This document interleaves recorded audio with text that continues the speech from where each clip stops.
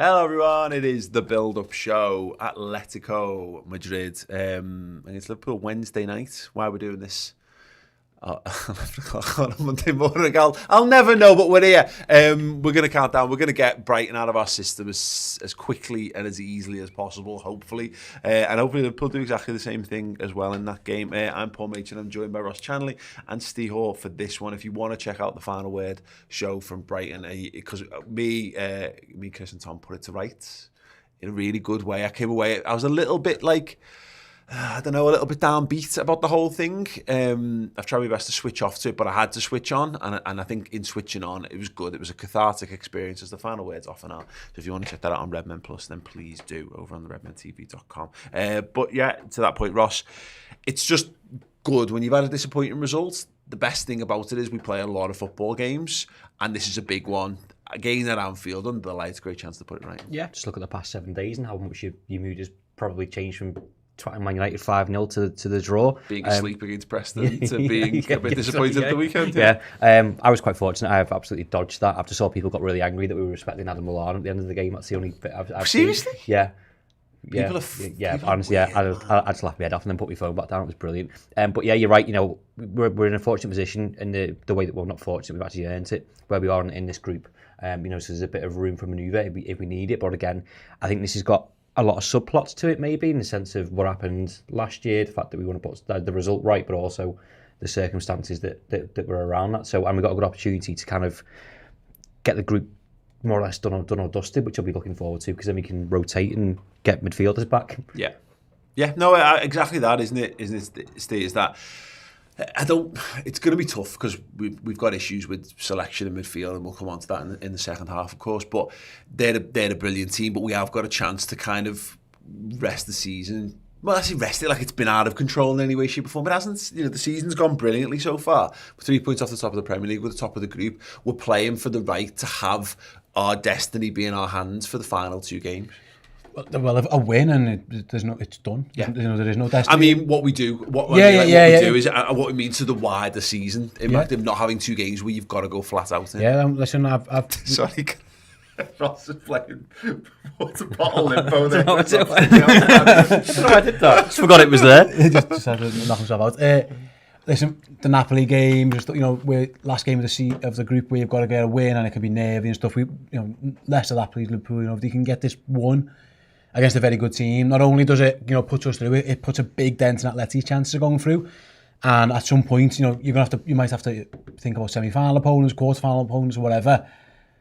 There's a big team who you can put a big dent in, because if Porto can then go and beat AC Milan, Atletico are up against it in terms of getting off the group as well. So it is a big one. We owe them one. We definitely do. After last time, that was horrible, the whole circumstances around it, and the fact that they knocked us out at our ground. Yeah. So yeah, we do owe them one. It's a big game. Like I say, the best way to get over, we drew a game, it's not the end of the world, but a pretty dour performance is to go again with, if there was any complacency or anything against Brighton, which I'm not sure there was, it might just be one of those things, but there shouldn't be anything here. And given the fact that it was only a couple of weeks ago and that was a nearly game at their gaff, I think our lads, have got a couple of points to prove. Yeah, I think atmosphere might be a huge thing, because I've no idea what happened on Saturday, but I'm guessing 3 o'clock isn't going to be the same as a Champions League night, but I don't think Diego Simeone's helped himself by being an absolute bellend at the away ground, so I think people will have that in mind to go like the Barcelona game when everyone booed Suarez. You're giving us an incentive there to fucking annoy you. Yeah, well, and to the fact that Suarez is probably going to play this game because Griezmann's suspended. Yeah. So, there's that. We've got those things going for us, because you're dead right. The atmosphere, we didn't even do it on the Final Word, to be honest. It never came up, and I'm always remiss to talk about these things, because I think you get it's one of my most least favourite things about post analysis, where people who weren't at the ground going, the atmosphere was shite, and you feel like someone's put your finger, you were rubbish at the thing. But the players got to give you something as well, though. The players got to give you something to get up for as well. It's symbiotic, isn't it? Yeah. It was flat, but you can't see it being like that for this game, because again, even you have dead rubbers. People forget sometimes it's the group stage. So not every game is a Barcelona semi-final where it's do or die.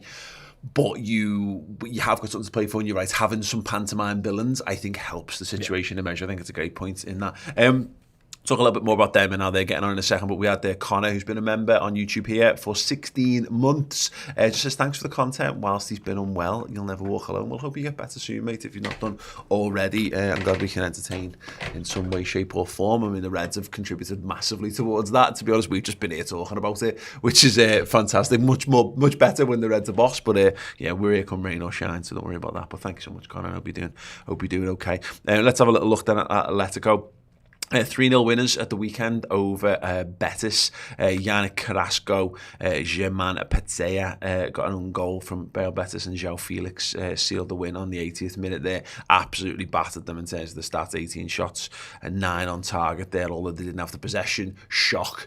Atletico Madrid not having the ball, of course. They've had 2 draws and that win, though, since. Steve, it comes back to the point. Atletico showed what a good side they can be. They've got some brilliant footballers, but it's not the Atletico from a year or 2, from any really of the times of the last 7 years really under Simeone. No, I remember, again, I spoke to Sam Leveridge before the first leg. Journalist who's based in Spain. Atleti season ticket holder, and I'm going to speak to him again before this leg as well. And he basically said, like, they have changed, they are more attacking. They are going for a bit more. By the signings they've made, they didn't really have a choice. Like, you can't go and spend all that money on João Felix and Antoine Griezmann and then continue to park the bus. They have developed a bit.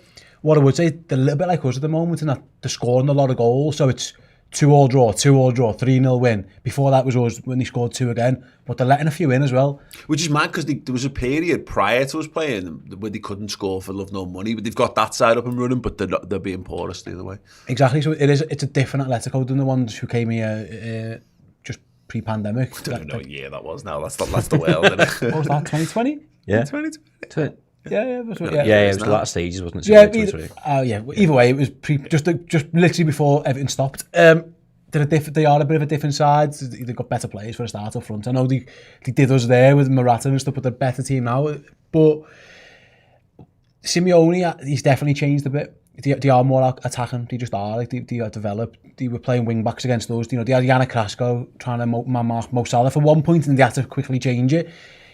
So they are more offensive, which again causes issues, because we have been a bit leaky at the back recently. As good as certain individuals have been at times, we've let a few in, and our goalies had to keep us in games. Like, our goalie keeps us in the game the other day again. Yep. So it's 2 very similar sides. I think they both look really good going forwards, but they're both going to give you chances. Because even that game that we won 3-2, we could have scored 4 or 5. Yeah. They had a few chances again. Alisson keeps us in a couple of times. So it's strange to say, but it looks like Liverpool Atletico could be a high-scoring game. The last 2 have been 3-2, and it wouldn't be a huge shock if this one was 3-2 one way or the other. Nobody expected it from the game last time around, and obviously it's the penalties that there's a lot of controversy around that. We need that to get us out, get us away with the points. The stress of that game's just hit me, I think, on this one coming. Can't do another 3-2. Been a funny old ride, hasn't it? Looking at La Liga then, just to get a sense of where they're at so far in the season. 4th at the moment, 3 points behind league, topping Real Sociedad. Where's Barcelona there? Barcelona are in 9th at the moment. Yeah, that's amazing, really, isn't it?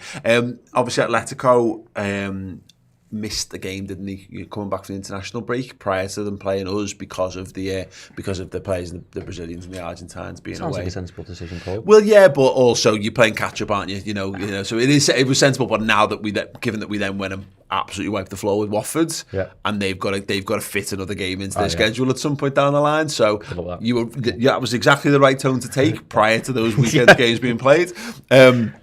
The point is that as much as we see them as not being, quite the power that they were in some regards, they're right in the mix. They've scored 18 from 11 this season. They're not at the free scoring range of Real Madrid or what have you, but they're running along with Sevilla there, with Sociedad, with Betis, with Rayo Vallecano, which is a mad one as well in terms of having a decent goal scoring record. The defence has been okay. I think they've got the third best defensive record pretty much in the league so far. Outliers Athletic down there with 7. But yeah, look, I don't need to tell you that Atletico are a dangerous team. We saw that firsthand what they can do. And we do know that Griezmann, as mentioned, is suspended, so the Suarez thing's big. He plays at the weekend, of course. I'm glad that we've had our thing with Suarez, because there'll be no hand-wringing over this of like, what should we do to Suarez? We know what to chant to Suarez. we can't fuck off Suarez to Suarez. One day he'll come back, and once he's retired, we'll be able to get over all this. But I'm glad that he treats us as an opponent, and now we've learned to treat him as an opponent too. Let me take the kick-off again. That took me right down to the ground. But it's right though, isn't it? Because I think that game probably helped in the circumstances that were around, that we needed to do that. But also, we just felt what everyone else had felt throughout the years when we had him, of going like, he's an absolute prick. Yeah. But when he's your prick, it's different. Like, and you love him, but you've got to get those small words. It's called Craig Bellamy syndrome. Oh yeah, that's the one. Small margins, small wins. If you can do that, you can put him off. We do it with Raheem Sterling. I know it's different circumstances around him, what he does, but he loses his head every time he plays at Anfield and as a crowd, to the point where he stopped doing it. So you can do it to Luis Suarez, and you can get in his head and wind him up. We know his head will go. I don't know that you can. I think Suarez lives for it, but the problem is, of course, he's but if the result's not going his way, though. Yeah, exactly. And also to the point, he's past his peak, and that happens with footballers sometimes, where he'll want to do more, and has he got the ability to do more? And look, Suarez is unreal. He's one of the best players I've ever, one of the most talented footballers ever to play for Liverpool Football Club. He might actually still be, as an individually talented player, he might be the best ever to play for us, but you want that situation where not having Griezmann to call upon means that maybe they have to use him a bit much, and can we get him to empty the tank? And if we can, then I think that plays into our hands potentially. Still, beyond that, we just owe them one. Yeah. We had a little bit of that in the Wanda. Great to pick up the win there, but this is where it matters for me. This has been the game I've had my eye on since the draw was done, because keeping with Thiago Fader's from Red Sea Podcast's Revenge Tour theme, this is the next stop. If you had to go back to all the things that hardships Liverpool have faced since the pandemic, and that kind of stuff, this is where it all kicks off. We owe them one at Anfield. We do, yeah. We owe Simeone one after running down the touchline. We owe the lad, was it Llorente, named his dog Anfield? He said. Sorry, I made a choice, Steve, to jump in. So I did an interview with Cy Hughes for the Athletic. He's got a piece coming out this week about the Atletico game and the knock-on impact and what have you. And he reminded me that Simeone gave Klopp a big hug in that game. After that, I think it was after that game. Was telling people to fuck off with their hands. Yeah, I mean, this is the game where there's a pandemic going on, but also the man who says he doesn't do handshakes, but also gave Klopp a big hug that night So it's his fault, is what you're saying? I'm just saying. No, but I'm just saying that I don't do handshakes. That's why I got off and didn't say goodbye to Jürgen thing is utter nonsense. Yeah. So yeah, we deserve I do hugs. Yeah, true. I'm a hugger. We deserve to smack him every day. He does. Like I said, Llorente called his dog Anfield. It was a bitch or something like that. So we owe them a lot, and we come back post-pandemic, and we were out that competition, and we were certainly good enough to win it. We were more than capable of going to win that competition. We didn't get a chance because of it. So it was a weird game anyway. There was the circumstances around it, and Liverpool actually played really well, and the goalie was just abysmal. Hopefully, touch wood, you won't get that this time. Because our goalie's probably been our best player the last few weeks. Mo Salah aside, of course. Best player in the world aside. Not Mo Salah. Yeah, maybe. We do owe them one. I as much as footballers and they'll always say, it's just one game at a time. That's bollocks. Somewhere there's someone saying, lads, we owe these. We owe every single one of these one for what happened last time. We owe their not better of a manager one, and we owe all the players one. We got big revenge by beating them in their gaff, because that was a huge win. Very few people go there and win. But not only can we avenge the champ, that one, and I mentioned earlier, put a huge dent in their hopes of qualifying as well. Bear in mind that they drew at Porto, so in that leg. So if Porto can beat Milan, which everyone seems to be doing in this group, we can beat them, and then they face each other and Porto win again. I'll let it done. It's game over. See you later. They almost need to win this game, don't they? It's a big, it's a bit. I mean, a draw is better for us than it is for them. Yeah. So again, that might feed into the fact that they're going to come at us and attack us.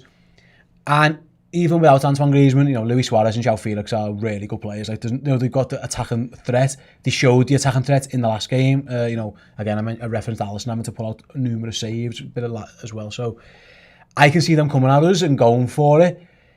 I would back us to be able to do the same. We score goals pretty much all the time. 2 goals is almost a minimum for Liverpool at this. So again, I'm expecting a high-scoring game. I'm expecting both teams to be on the front foot. Yeah. So have a quick look at Group B then and how it lies.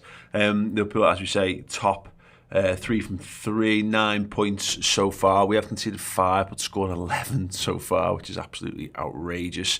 Other teams up there have done similar. Ajax have got 11. City, who are second in the group, have scored 11 as well.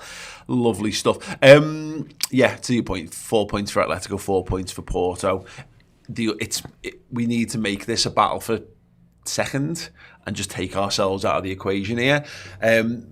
Now, I am cautious about this. I know we had that spare game last season, which we then cocked up by playing Jota and getting him injured, of course, but we very rarely seem to make these as comfortable as they need to be. But maybe that's a sign of how we started the season, how good we are. And I'd rather have a game against Atletico at Anfield to guarantee your place in the last 16 than any other game. With 2 games to go. Yeah, exactly. It's also, mate, like a win. If we win and Porto draw with AC Milan or get beat by AC Milan, which isn't beyond the realms of possibility, we're through as group leaders, top, with 2 games to go. You don't even have to worry about we want to come first. Well, it'll be done. We'll be on 12 points and Porto will be on 4 or 5. It'll be game over. So it's a huge incentive. If AC Milan can pull the fingers out a little bit, and if we can win and they can do something to Porto, we can do whatever we want in those last 2 games. It's irrelevant. Yeah, it might be an incentive for the players as well. Obviously in a rest, lads. But yeah, exactly. You in a rest, get yourself through because the games are coming thick and fast. But also where we are now, because of the players that are injured or coming back, you've then got games you can earmark and go, actually, you can play 16 minutes in that game and it won't really affect anything. Yeah. Okay, you want to win all your games, and I want to remain unbeaten, by the way, as well in all this, including tomorrow. But then you can manage your squad better. We found ourselves where we're threadbare in midfield. If you can just eye and say, like, the likes of, even the people that are on fringe, Taki, Origi, I know we played against AC Milan, but there's 2 games there for you, rather than just playing 1 Carabao Cup game a month. Yeah. Fucking go on there. I was about to bring that up, by the way. I don't mean, without looking too far ahead, if you can win and you've got top place secure with 2 games to go and it's guaranteed, you can then... You might be able to go strong against Leicester in the League Cup, and I know it's way down the line. It's in the middle of December, but if there's 2 less games and all your top guns' legs before you get to it, you're less in the red, aren't you? Yeah. Well, yeah. Just looking at the fixtures, I was just thinking about who else we play around it. Obviously, we've got West Ham at the weekend. Then there's another international break. International break. But we play Arsenal when we come back, followed by Porto. Then Southampton, the derby against Everton. Oh shit, I didn't mean to click that. Apologies. I fucked it. Brilliant. Then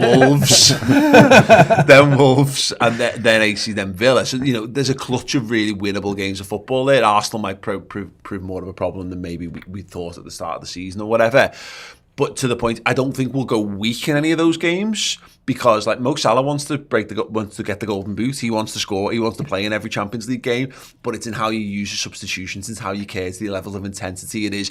Even if you're only making 1 more change for that game, and it means you're going 1 more player stronger for the weekend game, then that's the point of what you're playing for, is the ability to prioritise the Premier League over the Champions League games. And the flip side is, I do the opposite. If we're through as top, I would play the reserves, kids, anyone. I play the League Cup team. I wouldn't even say. I'd say. Yeah, but that's never going to happen. No, but why not? Why not though? Because I would. And yeah, because to the point is because you're right, and in some regard, if we're threadbare in midfield, it helps. So you might see Tyler Morton get a game, maybe in the last group game or Taki plays centre mid, maybe, but. You do need to keep them in rhythm, because you're going into that period, you're going into December when everyone plays 2 games a week, and you doing that means that you're up to that sort of speed. So they do need to play. I don't think we'll see radical changes for it, but it more likely is. Got to get there first as well. Yeah, exactly. Ironically, we could be shithouses and beat Atletico on Wednesday, then lose to Porto, so Atletico are definitely out.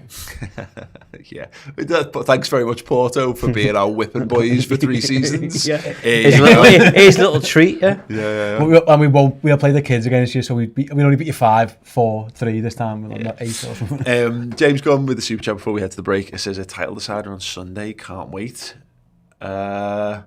That Chelsea versus Burnley? Is that what it is? Right, yeah, we'll look ahead to them anyway. West Ham champions. Yeah. We'll look ahead to those a bit later on. But we have got a very short break. We're going to be discussing how Liverpool line up for this one, who's fit, who's available, and what we do given all of those things. But we have got a trivia question. When did Liverpool last beat Atletico Madrid at Anfield, and who scored the goals? Hey everyone, I just want to get you up to speed with what is going on here at Redmen HQ. We have had a massive, huge, ginormous revamp of what we do. Our streaming platform is now known as Redmen Plus. Amazing shows, interviews, documentaries and features covering every angle of Liverpool Football Club. Here is what you're going to get on Redmen Plus.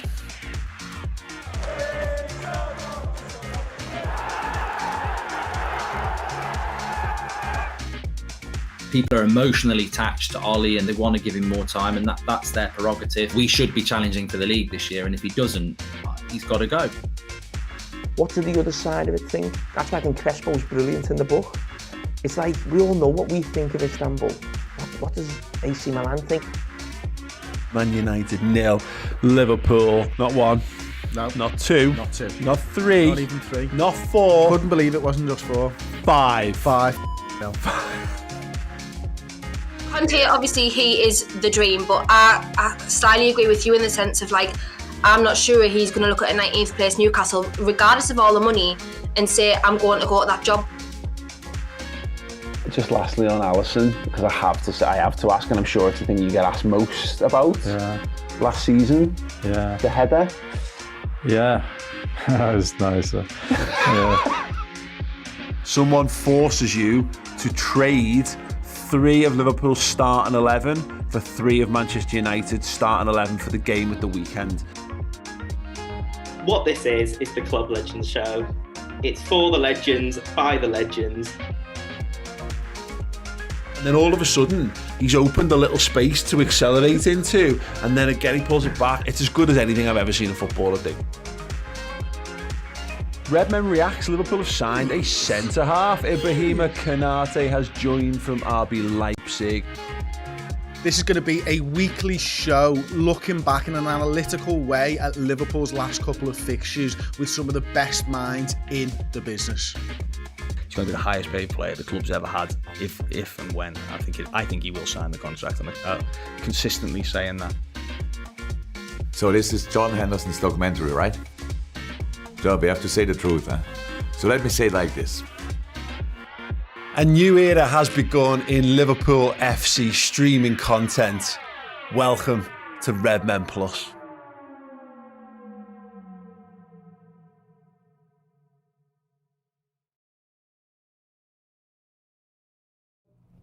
Yeah, check out Redmen Plus right now, the new name for our Liverpool streaming service over on the redmentv.com. Loads of incredible updates coming. We've refreshed all the content as well, so new graphics, new titles, new people involved with it, and loads of new shows as well to get your teeth into. So if you've been a member before and you want to try it out again, then now's a pretty good time to do it, as well as all of our world-class documentary stuff as well, and loads more to come. We have got a 3-month trial running at the moment, by the way, so if you head over to there and join up, you can join up as a club captain, which gives you access to all of the content and all of the content in podcast form as well. So all the weekly shows you can get in your native podcasting player to have on the go. You just use the code Redmen Plus on the subscription page, and that will get you a 3 month to have a little nose around, get a feel for everything that we do. So yeah, boss, going really well. Boss. Really pleased. They have to say that, but also they don't have to say that at the same time. No, I'm made up with how it's all going. To be fair, people seem to be getting on with it really well. Yeah, absolutely. A lot of hard work's gone into it for sure. Like I say, it's the same price as it was, but we've just got way more stuff on it, and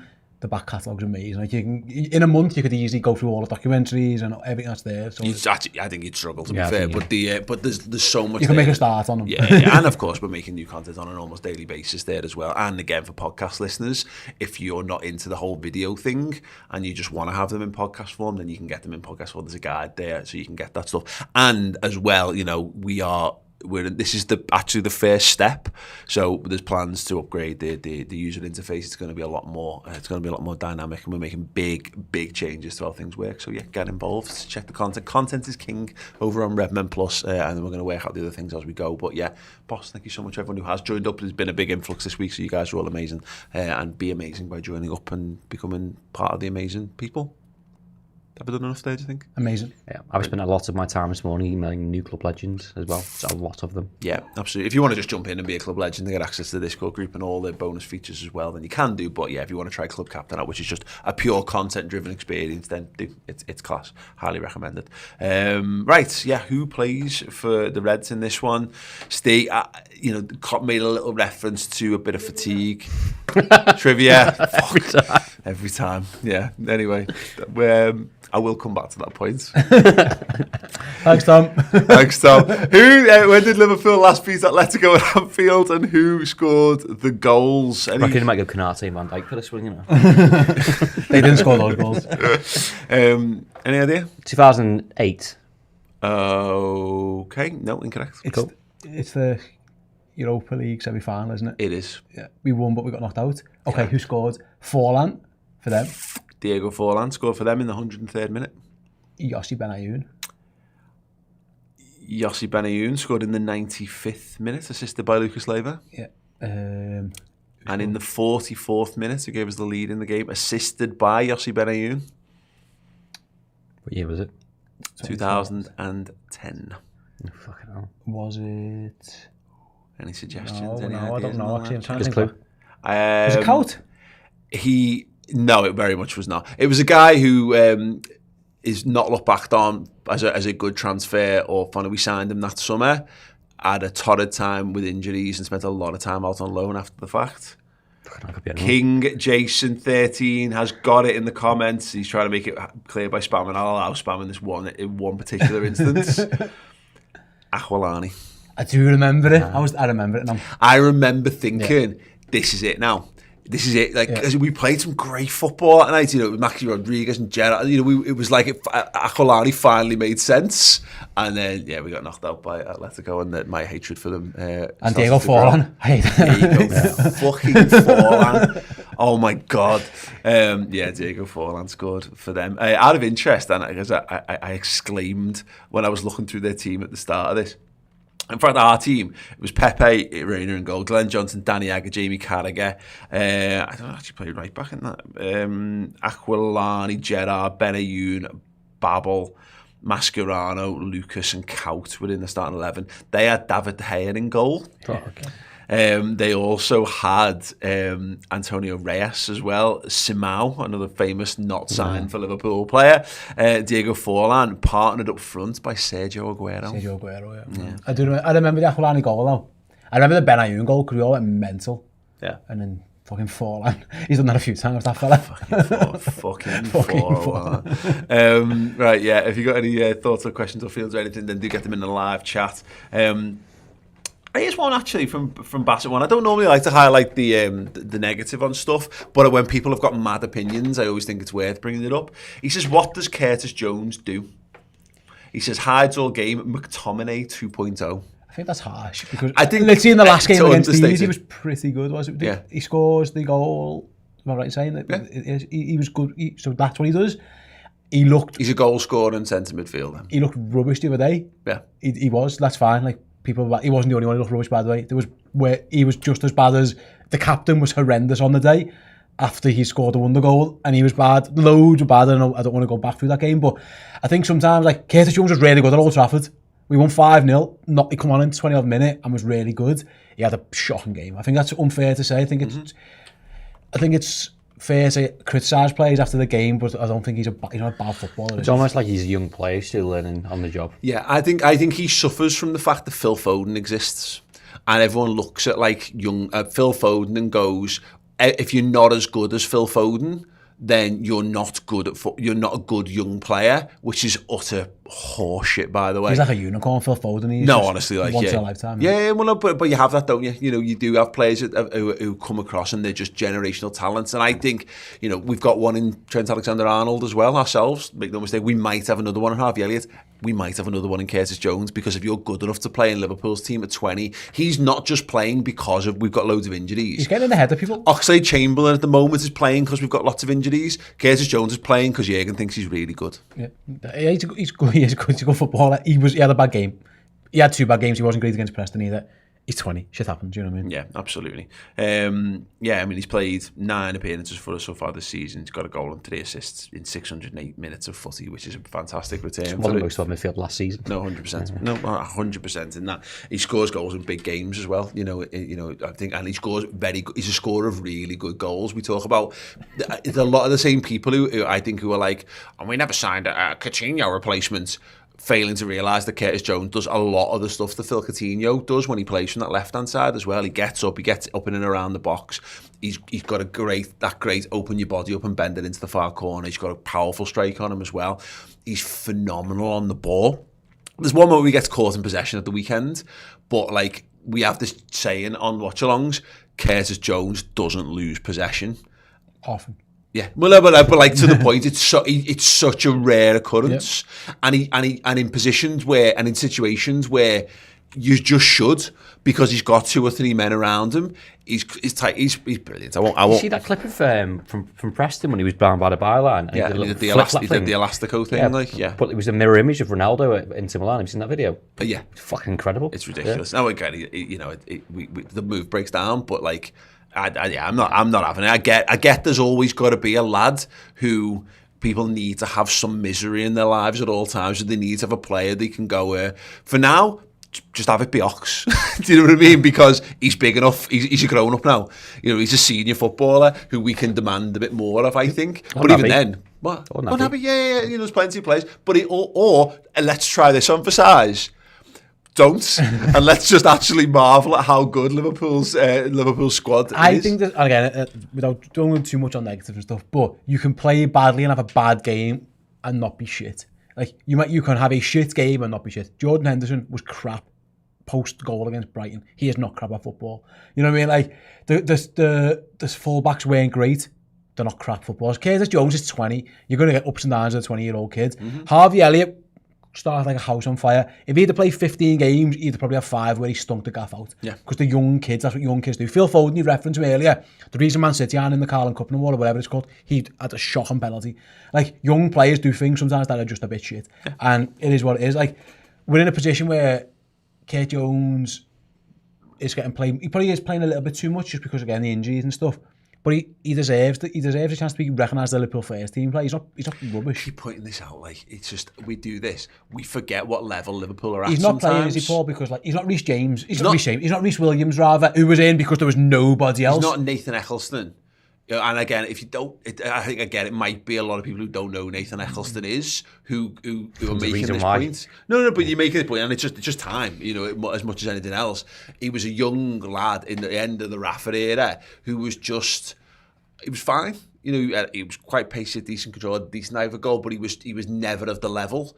And Liverpool were nowhere near the level that this Liverpool's at. So again, if you're good enough to be in this current Liverpool squad, you're in the top percentile of the greatest footballers on the planet at the moment. And Curtis is 20 years old, and look at what he's done already in that age. It feels like it's really got to you, hasn't it? No, I know it does. I know, but it genuinely does, because it's this like this the McTominay 2.0 stuff. It's just you well done. McTominay's quite good as well. Fishing fucking complete. You've got McTominay is good. He's all right. By the way. But again, even if he only goes on to be that good, you've got a very good, solid footballer. My argument is I see more and suggest there's well more than that in Curtis Jones, because look how good he is in the final third. Look how good he is in tight spaces. Again, there's people who are now finally mercifully wanking Jordan Henderson off at every given turn, as well they should do, because he's phenomenal.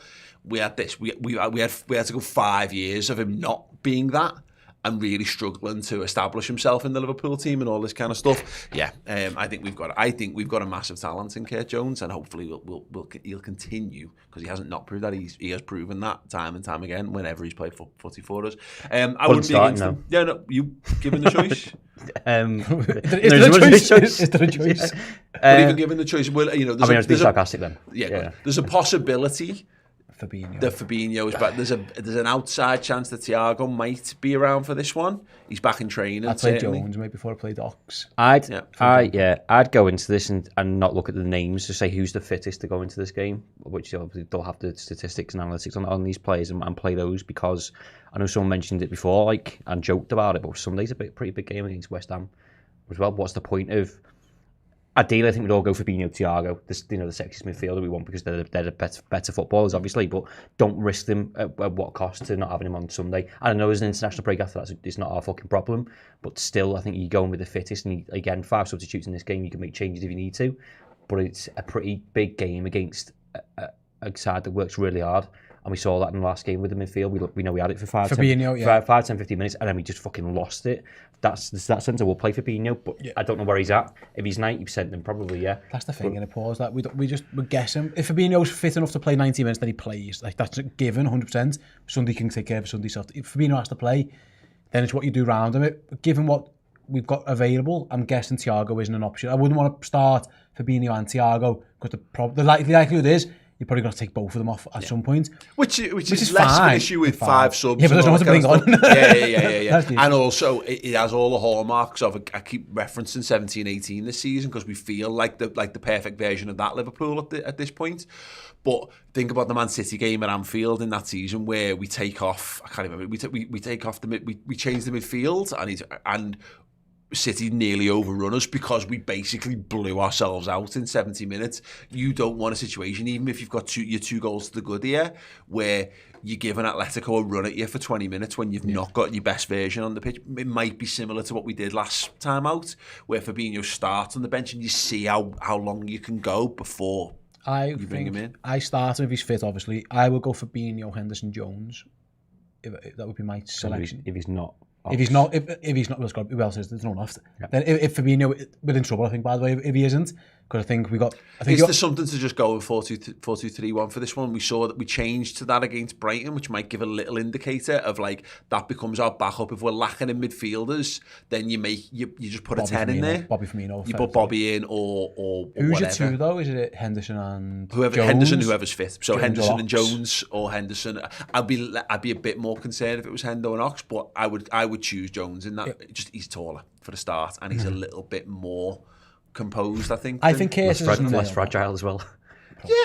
Yeah, but I think that's a little overstated. I think Jones is nailed on to start, because I'm pretty sure. Again, we don't know. We're predicting how fit Thiago and Fabinho are, but given that they weren't even on the bench, I think it'd be a risk to start both of them. I wonder whether you might gamble on one over the other. I don't know. We're gambling on Fabinho, but Thiago was in training last week. Yeah, exactly. And also, I think we need some control in this game, and Thiago gives you that. He just gives you more time on the ball, and we're going to have the ball. They're going to want us to have the ball, but it's how we use it, and how we need that calmness. I talked on the final word about how I think we're going to an extreme of attacking this season, but there comes a point in the game where you're going to go, right, and now we're going to defend. We're going to just be compact and not concede for 15 minutes, get our breath, and then maybe look to go again. We haven't worked out how to do that before the other team score. And having Thiago means, I think he helps you change between being a gung-ho side and a more resolute side. Yeah, I said he was in training last week, which is a nice surprise for everybody, and I think he said he's nowhere near a chance of Brighton on Saturday, so he's had more training, he's had a bit more rhythm, he was doing rondos and stuff last week, whereas Fabinho, I still haven't seen him, unless he's been in there today, but that still feels a little too soon. The problem is, as you just mentioned there, we concede a couple of goals and then we need to bring him on when the game's already screaming out for him. Would you rather do that situation where you get to half time and you've not conceded 2-3 goals or 60 minutes and then you take him off, rather than reacting to something like you said before, it's too late, you've already conceded loads of goals in a game that these need to win? I think centre-half's the bigger problem, because they are all fit, we know they're all fit, so that isn't a fitness thing, that's just a who do you want to play thing. I would have Matip straight back in, I think. I think Konate earned the start against Brighton, but I think we saw he's still a bit raw, isn't he? And Van Dijk wasn't amazing either. Virgil's going to play if he's, again, fitness permitting. Yeah. I would just go back to Matip. It depends what we're doing here. Has Konate started because we now think that's our first choice centre-back pairing? And if that's the case, I think Konate will start again.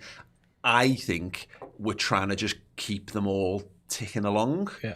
And because Gomez, I think he might feel himself a little unlucky not to have had not to have started the game last week. Yeah. But he played Preston. Yeah, but you know, I think maybe feel like he's fell down the pecking order or whatever. But for me, him and Virgil are the left-sided centre-halves, and I think it's Matip and Konate is the right-sided, and then you've got Nat Phillips as your break glass underneath all that. My feeling is that Matip will come back in for this one because we've just managed his minutes. Because there's no point being stupid about it. There's no point in redlining Matip when you spend £36 million on a centre half who needs games to get up to speed as well. So it's been a little gamble, and maybe one that we might have that. It's not Konate's fault we didn't win against Brighton, but there's intangibles to changing your centre halves as we discovered last season. So maybe it is, but we're doing it for the long term benefits. If you had to pick between the two, I think Joel's the second choice. I think he's nailed on second choice. But I think you just said it there. You've got to manage him, and I've said plenty of times. Nailed on second choice. I said Van Dijk and then Matip is nailed on first choice right side centre half. Yeah, I think it's him because I've been pleasantly surprised the amount of games we've got out of him so far. I thought we'd get 2 games. He's injured, and then I think most people did the same thing against Preston at half time, going, "Oh, he's injured," and then they decided to tell us it was pre-planned. You have to manage him. So he had. But United off, played 45 against Preston, didn't play at the weekend, and then he comes in for this one. His experience in this competition, I think, outweighs him against Konate, and I think that's why he plays. Yeah. Joe Gomez hasn't had the amount of football I think that he would have liked, but also you can't throw him into such a big game for this. And similarly to Wednesday as well, I don't think you can play for that either. Yeah, and it's to the point what we discussed about this, like earning your right to manage your season how you wish. Today, if we win this game, it means Konate can effectively have, if you can choose without any concerns to play him in the next 2 Champions League games, and that because to the point you want Matip in the big Champions League games because he's the one with all the experience in there. But ideally, what you want is Konate to be up to speed. It gives you those 2 games to do this. So putting Matip in for this one makes sense. And then again, best foot forward. He's been better than Van Dijk this year, Matip. Matip been our best centre-half of the 4. So he plays for me. I can only imagine, it was the thing with Konate was you earned your shirt against United and you deserve to play. But it was weird that we took Matip off after 45 minutes to protect him. I just presume that means he's starting at Brighton, and he didn't. I think Matip is the best of the other 3. Van Dijk's still working his way up there, but even now he's amazing. I'm with Ross. I think Matip's better. I think there's a conversation to be had at left back. The thing with Trent is Trent has to play. There's no one else really. You're not going to play Neco or Gomez there now. I think there's arguments to give Kostas Tsimikas a go. I think Robertson hasn't been at his best. I think he was particularly good at the weekend as well. Yeah. Tsimikas has been good. He wasn't amazing against Preston, but that game was like a snore fest. Liverpool players looked like they were just looking after themselves a little bit.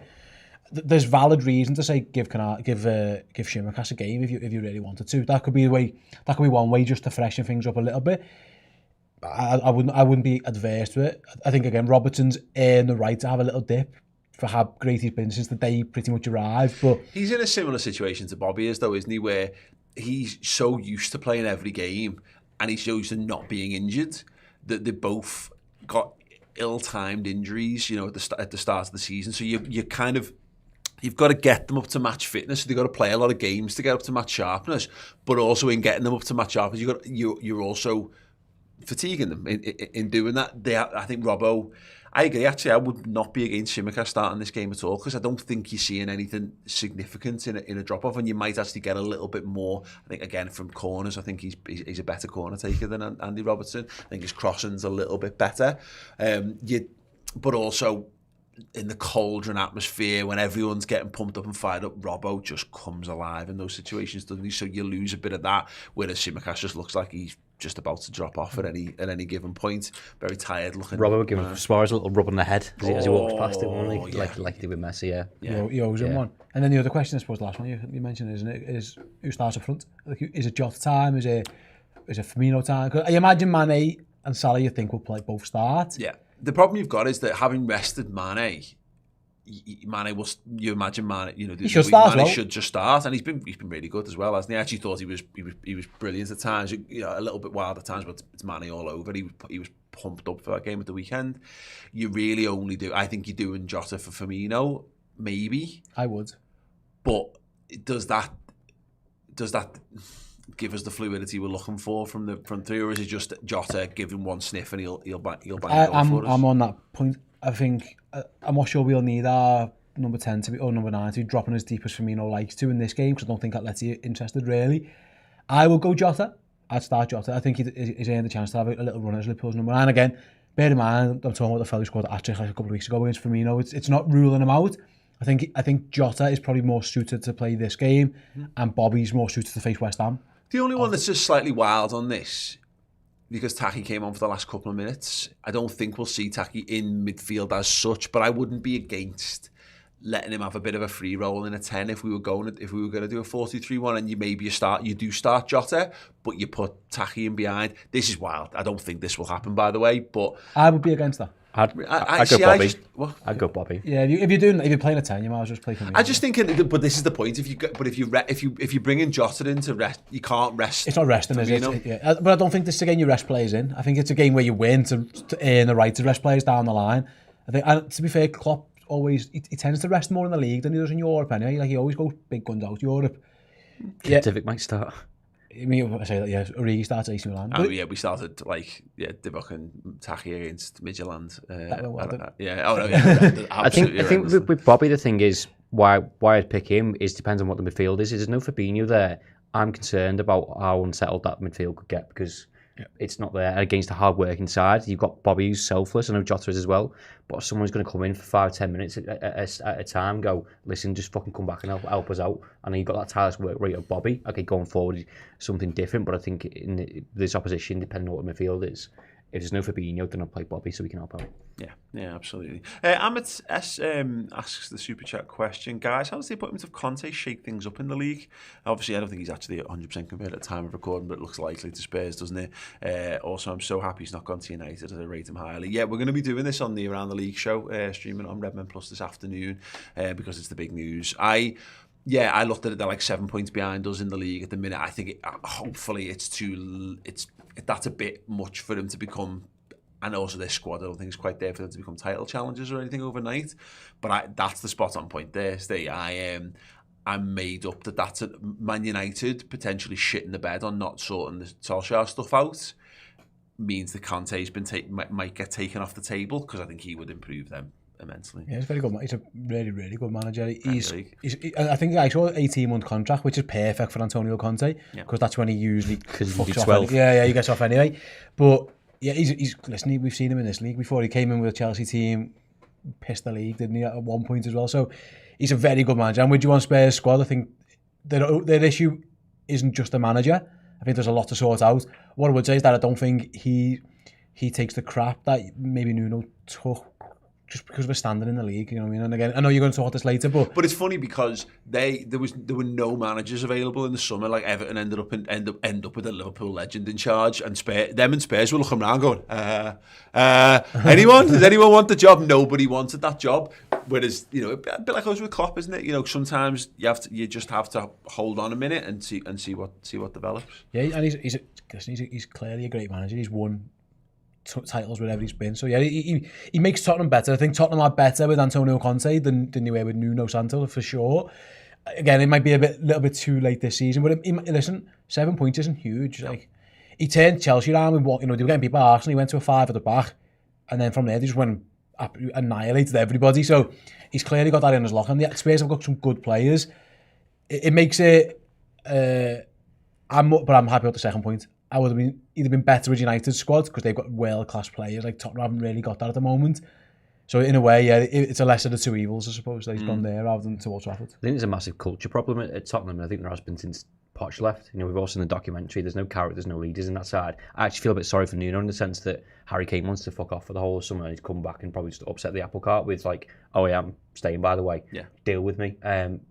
So Conte will come in, he's a character, won't take any of that shit, we'll get rid of the devil, you're not good enough. And he gets to refresh the Kane thing as well, doesn't he? Yeah. He gets to put the Kane stuff to bed. He's a new guy coming in with a big reputation.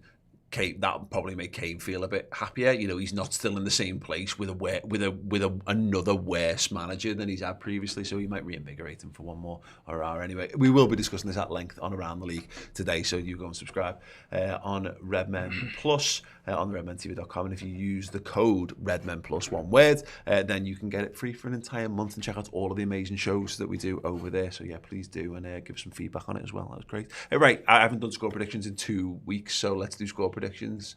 Stay Liverpool, 3-2 to Liverpool. 3-2. 4-2. 4-0 to Liverpool. Wow. Yeah. Okay. Because why not? Yeah. Let's just have that instead. Yeah. Preferable, right? I don't think it will be, actually. I was going to go 4-3, but I decided no, let's err on the... We're going to have to stop conceding goals at some point. Let's do it in a game when everyone expects us to concede loads. Last week? Yeah, absolutely. Yeah, the trick is to play rubbish championship teams. If we want to stop conceding goals, can we just play championship teams all the time? And even then, get Adrian and goal out. Right, yeah, thank you so much for joining us for the build-up show. Start 11 will come for free, of course, on YouTube. But again, as mentioned, if you want to check out everything that we do, loads of bonus shows. You've got Around the League, you had going out later today. We've got Final Word, which was out on early Monday morning. The debate show is midweek. Journo Insight with Neil Jones is later on in the week as well. The stat show with Chris Pajak is back. We'll have a look back at Manchester United, check out last week's one, and another one coming this week as well. There is the Club Legends show, which is made by our Club Legends subscribers over there for the Club Legends and beyond as well, which is good. Ross was on that last week. I was on it the week before. Really good stuff. Yeah, there's tons. In conversation with tomorrow as well, I think. Yeah. Who is it? Toby Tarrant. Toby Tarrant. From Capital, is he on? Radio X, and there might be another one on Friday as well.